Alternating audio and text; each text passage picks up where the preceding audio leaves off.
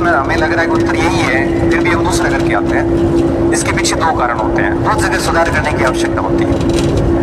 पहला, during preparation, तैयारी के दौरान, और दूसरा परीक्षा हॉल के दौरान। तैयारी के दौरान हमें दो तीन चीजें ध्यान रखनी होती है, तब दिक्कत नहीं आती। जैसे मटेरियल हमेशा सीमित रखो। अगर आपने एक ही विषय वस्तु की तीन तीन किताबें पढ़ ली तो लास्ट में उसको कलेक्ट कर नहीं पाओगे। परीक्षा में हर प्रश्न में आपको दो दो उत्तर नजर आएंगे।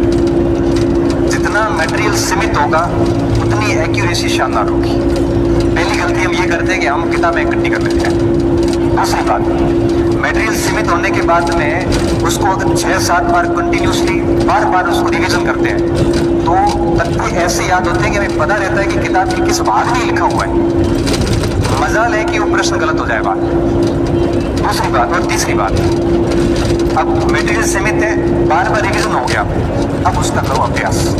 अभ्यास अगर नहीं किया, पैराग्राफ पढ़ा हुआ है मगर पैराग्राफ से प्रश्न कैसे आता है ये आपको पता नहीं, प्रश्न आ गया आप वहां बोलेंगे। क्योंकि जैसे मैं आपको अपने गद्यांश आता था, आपको बता देगा पठित गद्यांश।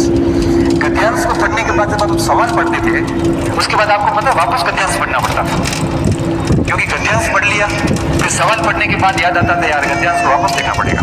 क्यों?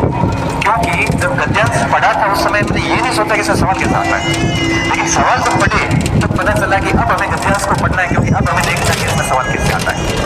इसलिए कहते हैं कि जब आप एक बार थियरी पूरी कर लेते हो उसके बाद उसका पूरा सांगो पांग राजस्थानी में कहते हैं ना, वैसे पूरा अभ्यास करो। एक बार अभ्यास करने के बाद वापस उस कंटेंट को पढ़ो, आपका पढ़ने का दृष्टिकोण बदल जाएगा।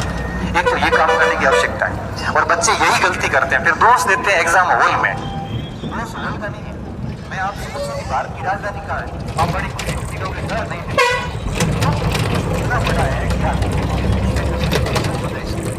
लेकिन मगर ये आपको मैं कहूँ ना कि भारत की राजधानी होने से पहले कलकत्ता थी। कलकत्ता किसने स्थापित की थी? जोर आ जाएगा उत्तर देने में, क्यों बड़ा। इसलिए मैं ये कहता हूँ कि दो चीजों पे काम करें।